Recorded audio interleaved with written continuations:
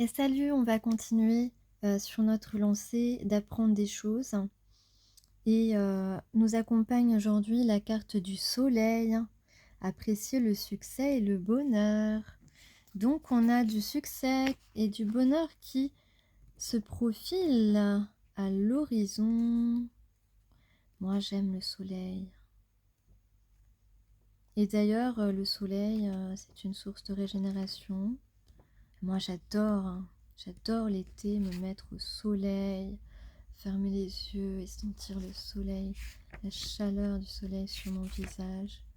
J'adore ça. Pardon.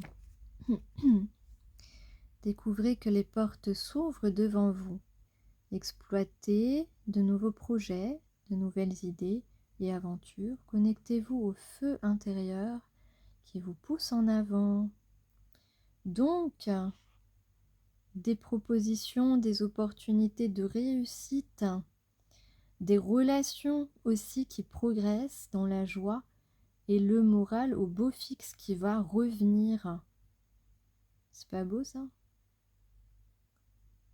Bien sûr, il faut bien continuer à avoir la foi, à être discipliné, etc. À tenter, à prier, comme j'ai dit un petit peu ces derniers temps.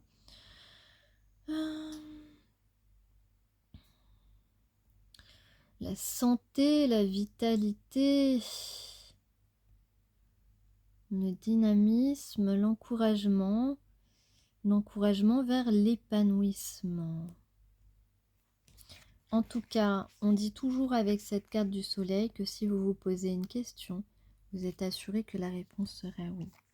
Alors on va parler justement de lumière et de force, donc d'énergie que dégagent les objets qui peuvent vous entourer ou que vous pouvez porter.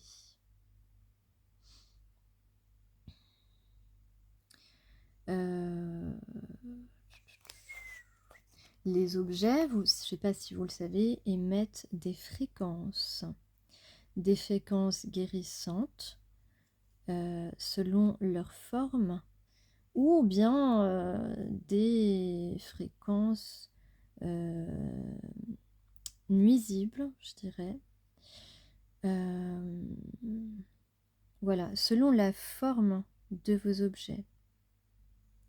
Ça, c'est une chose. Donc, c'est tout l'art de la géométrie sacrée, comme on dit, qui explique en partie des sensations de paix et d'unité que vous ressentez, par exemple, dans des lieux de culte.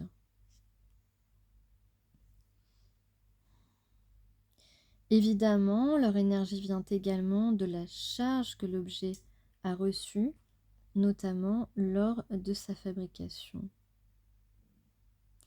À savoir, vous pouvez ressentir si un objet a été sculpté, façonné avec amour ou réalisé dans des énergies de colère et de frustration. Donc tout ça est important. Les photos également dégagent des vibrations. Et puis moi qui dessine aussi mes dessins, quand je regarde mes dessins, je ressens les vibrations, je ressens cette énergie souvent assez forte. Les tableaux, voilà, tout ce qui est fabriqué et qui vient de l'âme et des états d'âme. Ok? Si en fait c'est ça, c'est les états d'âme que vous ressentez à travers des créations. Donc la forme des objets aussi contribue à un environnement qui vous ressource ou à l'inverse. Alors on va parler précisément dans cet ouvrage de Leila Iriyuri. Par exemple, comme objet, symbole de lumière et de force qui peuvent vous apporter véritablement ces énergies, nous avons le pentacle de santé de l'abbé Rouliot. Il apporte de l'énergie à la personne physiquement affaiblie ou l'aide à se rétablir plus vite en cas de maladie. Il convient aussi parfaitement aux personnes concernées par des suites opératoires, des dommages provoqués par des accidents ou des handicaps. Il faut le porter sur soi. Je vais vous montrer l'image du pentacle de santé de l'abbé Rouliot. Le voici, ce pentacle de santé de l'abbé Rouliot. Vous avez également, par exemple, le 8 sacré, bon, moi, ce que j'appelle plutôt le symbole de l'infini. Vous le connaissez très bien. Donc, il a des proportions parfaites. Il vous aide à vous maintenir dans de bonnes énergies. À noter que le caducée utilisé par le monde médical est issu de ce 8 sacré original. Il symbolise la montée et la descente en croisement successif des énergies yin et yang autour des chakras. Le 8 a toujours porté l'art de guérir et appartenait à Hermès, qui était le dieu grec, voilà, version grecque du dieu égyptien Thoth, guérisseur et surnommé le seigneur du 8, Hermès. Vous avez également comme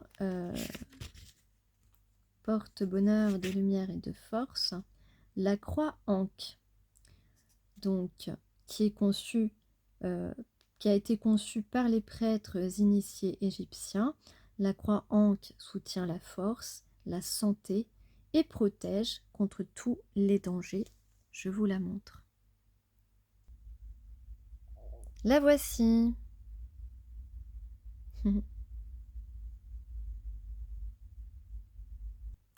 Donc voilà, du succès, mettre tout en fait, on essaye là en ce moment de mettre tout de son côté, tous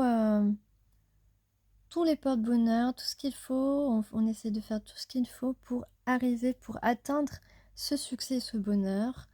Voilà, ça veut dire aussi mettre les gens qui ne sont pas du tout dans des énergies positives, dans l'entraide des autres, etc. Sur la touche, hop, sur la touche, on n'en a pas besoin, ça sert à rien.